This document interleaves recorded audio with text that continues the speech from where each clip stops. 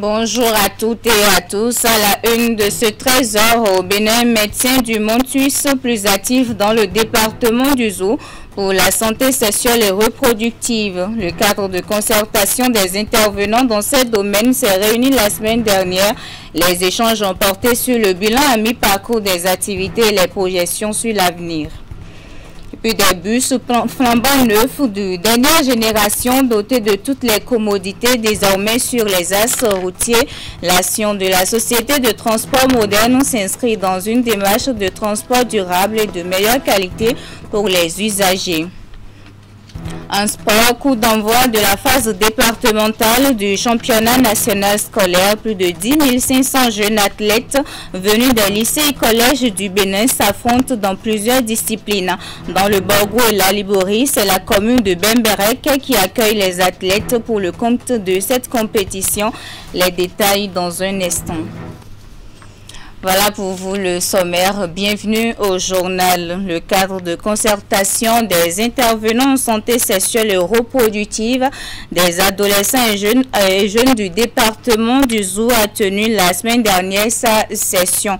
Les travaux financés par Médecins du monde suisse à travers le projet Respect des droits en santé sexuelle et reproductive des adolescents et jeunes visent à faire le point de la mise en œuvre des recommandations de la précédente rencontre, puis élaborer une nouvelle feuille de route pour les actions à venir. Imet Hélène Amoussou.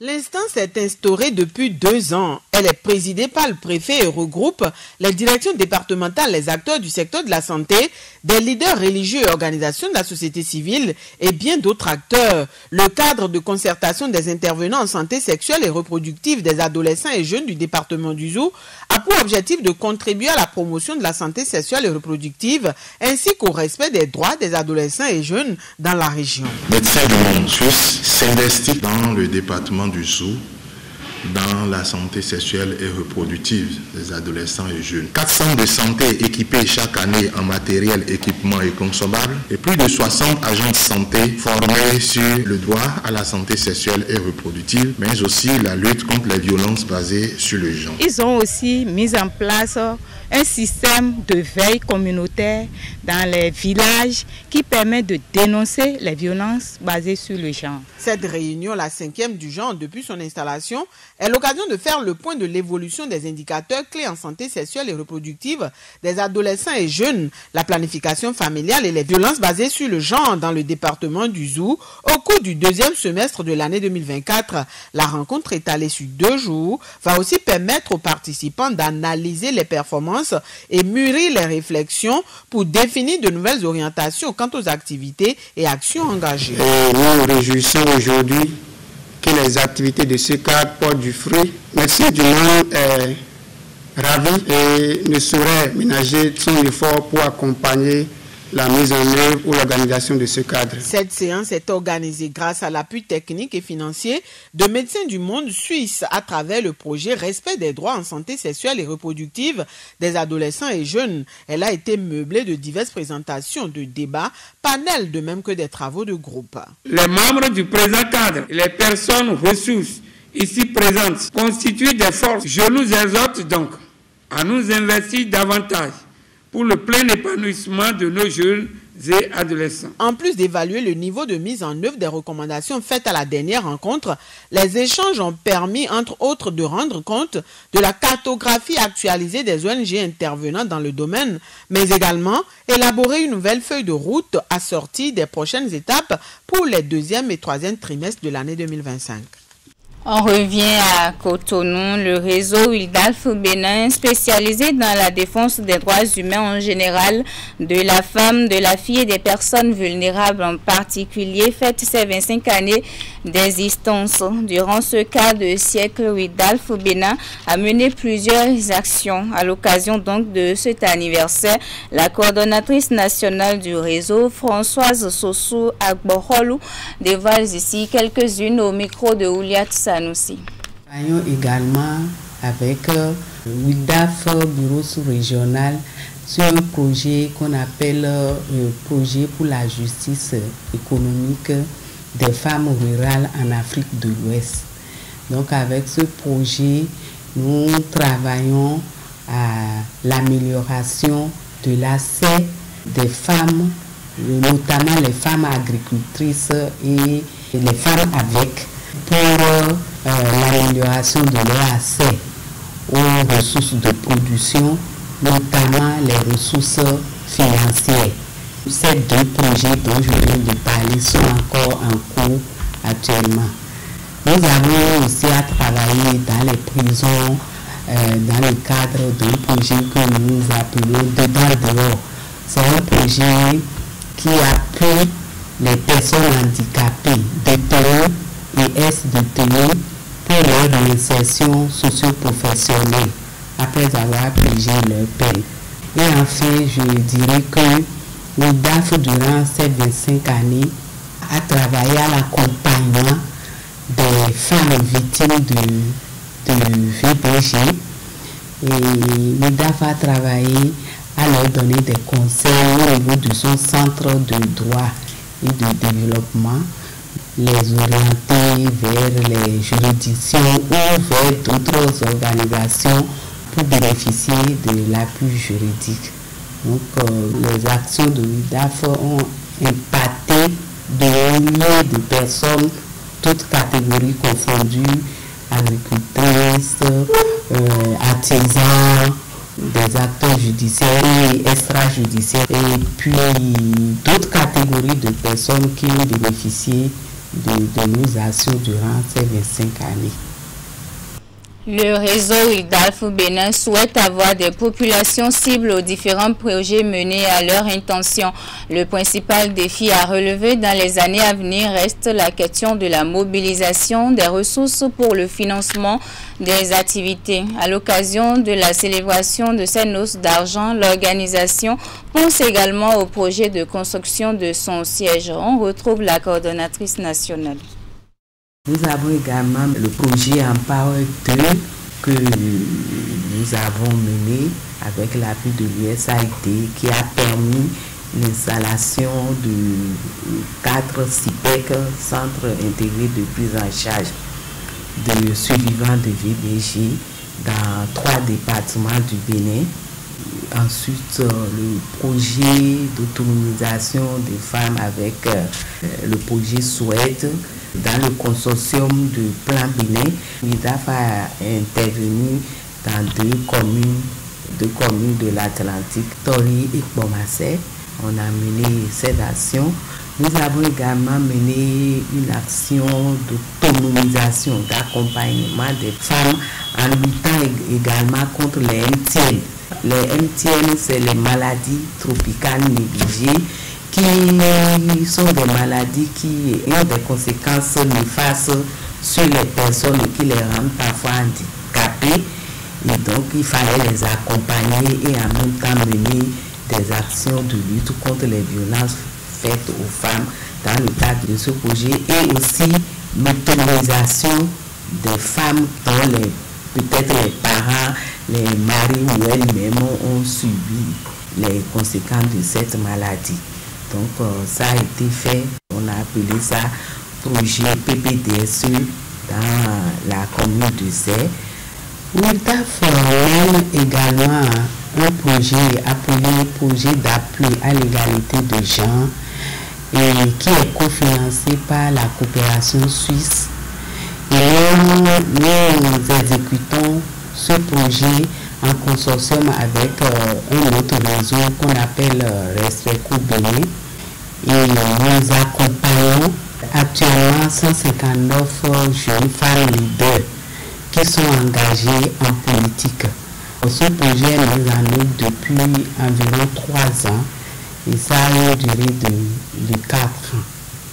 Nous intervenons dans la zone 2 qui couvre le département du Zou, Kouroune, Lano et Koufou. Le projet couvre tout le Bénin.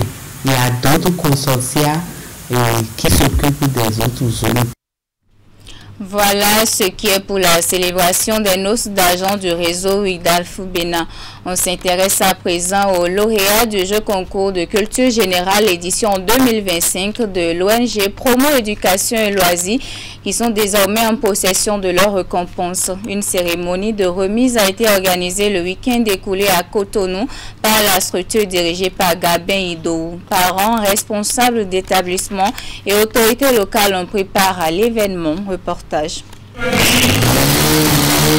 Voici le premier lauréat de cette 20e édition du jeu concours de culture générale de l'ONG Promo Éducation et Loisirs. Ils sont au total 200 à être récompensés lors de cette cérémonie. En dehors de cette moto, les prix incluent un ordinateur portable, des téléphones mobiles, des postes téléviseurs, des matelas, des dictionnaires et un billet de participation à une colonie de vacances à Accra, au Ghana.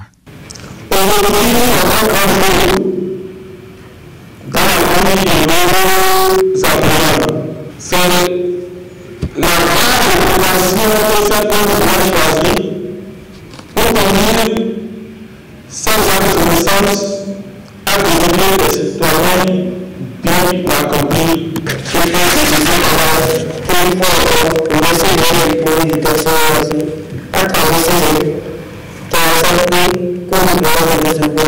Littérature, tourisme, culture, sport, politique, économie.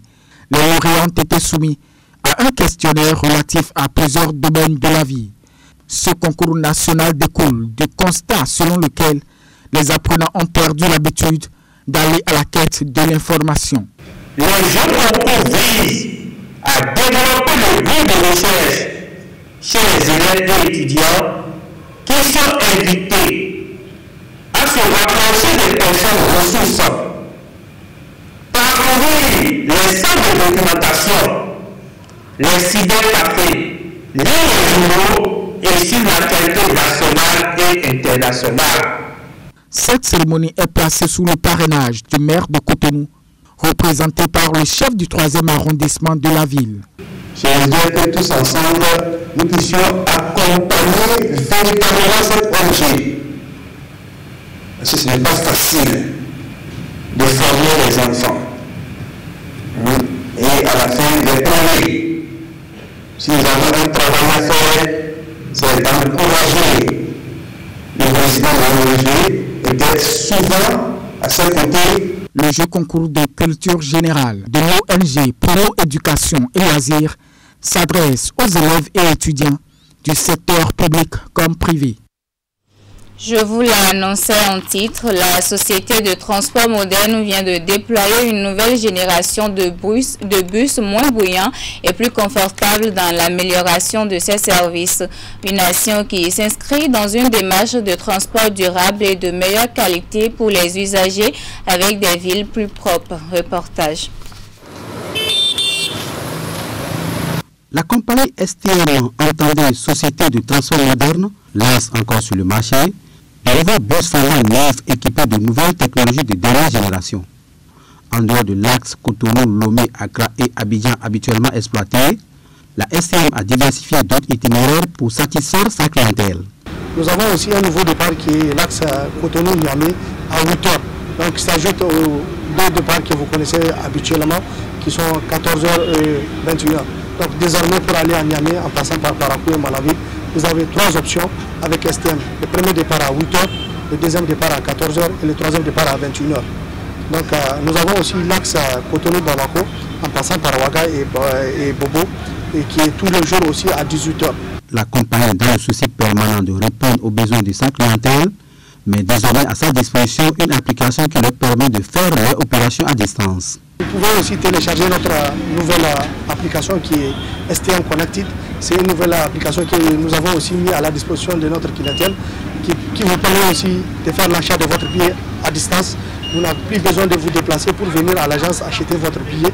Donc en ayant chez vous à la maison, vous pouvez vous connecter sur votre smartphone ou Android. Vous pouvez aussi acheter un billet à distance, venir au moment de l'embarquement pour présenter ce billet que vous avez acheté à distance et puis embarquer en même temps. Avec toujours la même application qui est STM Connected, de faire le suivi de votre envoi. Par exemple, quelqu'un qui vous a envoyé un colis de Niamey, d'Abidjan ou de Bamako, même de Ouaga, et dans tous les capitales dont nous servons, vous pouvez se faire le suivi de votre colis. Donc, en ayant assis chez vous, connecté sur votre application STM Connected, vous pouvez faire le suivi de votre colis pour savoir exactement où il se trouve. Et si c'est arrivé aussi, vous pouvez déplacer pour venir le chercher. C'est très confortable parce que j'ai pris le bus le jeudi. Le mercredi, je suis arrivé ici le jeudi et je me retourne avec le même bus. Et puis, c'est pas trop cher, franchement. Depuis que j'ai découvert votre cas, franchement, je ne cherche plus ailleurs en tout cas. Je suis satisfait. Voilà, sans vous mentir, le cas est bien, il n'y a pas de soucis. Avec ces nouveaux matériels roulants qui suscitent beaucoup d'enthousiasme et d'espoir, la STM envisage offrir un service de qualité plus fiable et agréable. On revient à Cotonou qui accueille depuis hier l'édition béninoise du Forum international de coopération industrielle. C'est un événement international dédié au développement des échanges industriels entre l'Afrique et la Turquie. Ce forum d'affaires Turquie-Bénin a réuni plusieurs investisseurs économiques turcs et béninois autour des opportunités de partenariats commerciaux et de coopération industrielle. Candide Mouetan. Les hommes d'affaires turcs débarquent à Cotonou à moins de 3 mois de la tenue de la 13e édition du Forum international de coopération industrielle à Istanbul. Un rendez-vous international de coopération qui représente un levier concret pour structurer les alliances commerciales efficaces au bénéfice des projets publics et privés à travers l'Afrique. Le plus récent Forum Istanbul est le plus grand forum d'affaires africain, non seulement en Turquie, mais aussi en Europe. Plus de 500 entreprises turques et près de 2000 participants africains se rencontreront à Istanbul. L'objectif principal de l'organisation de ce premier forum d'affaires Turquie-Bénin à Cotonou est la mobilisation autour de ce grand rendez-vous qui s'annonce. Mais elle vise aussi à attirer davantage d'investisseurs turcs au Bénin et accroître le volume des échanges entre les deux pays. Je suis également heureux de constater que l'intérêt de nos gens d'affaires au Bénin s'est accru, surtout au cours de la dernière année. Les entreprises turques ont de l'expérience dans le commerce dans diverses zones géographiques et avec des partenariats de différentes cultures. Il est clair que cela apportera également un grand avantage au Bénin et sa région. Aujourd'hui, vous ouvrez les portes à de nouveaux investissements si vous rencontrez nos entreprises turques une par une, selon vos secteurs et développer vos échanges avec eux. Les différents participants ont eu droit à des échanges B2B, leur permettant de s'enquérir des offres de la Turquie pour le Bénin. J'en ai entendu parler et j'ai vu que c'était une très bonne opportunité pour moi, vu que je suis dans la finance, d'en apprendre plus sur les relations internationales entre le Bénin et la Turquie, d'acquérir de nouvelles expériences et d'avoir la chance de discuter avec certains d'entre eux. Moi, je suis plus dans l'agriculture, dans la transformation des produits agroalimentaires. Et donc, j'y vois déjà des opportunités que je dois saisir avec, bien sûr, la Turquie. Le Bénin est attendu comme invité d'honneur à Istanbul les 13 et 14 août prochains pour la 13e édition du Forum international de coopération industrielle. Ce qui va offrir l'opportunité aux hommes d'affaires béninois d'entrer en contact avec les producteurs fabricants turcs. Des rencontres B2B avec les entreprises de divers secteurs d'activité y compris. En sport, pour finir, le top de la phase départementale du championnat national est donné ce dimanche 25 mai. Plusieurs jeunes athlètes des lycées et collèges du Bénin s'affrontent dans 5 disciplines. L'enjeu est de briller pour son établissement, mais aussi se faire repérer par les recruteurs. L'initiative portée par le ministère des Sports et de l'enseignement secondaire va durer 10 jours. Dans le Borgou et la Liborie, c'est la commune de Bemberek qui accueille les athlètes pour le compte de cette compétition. Reportage.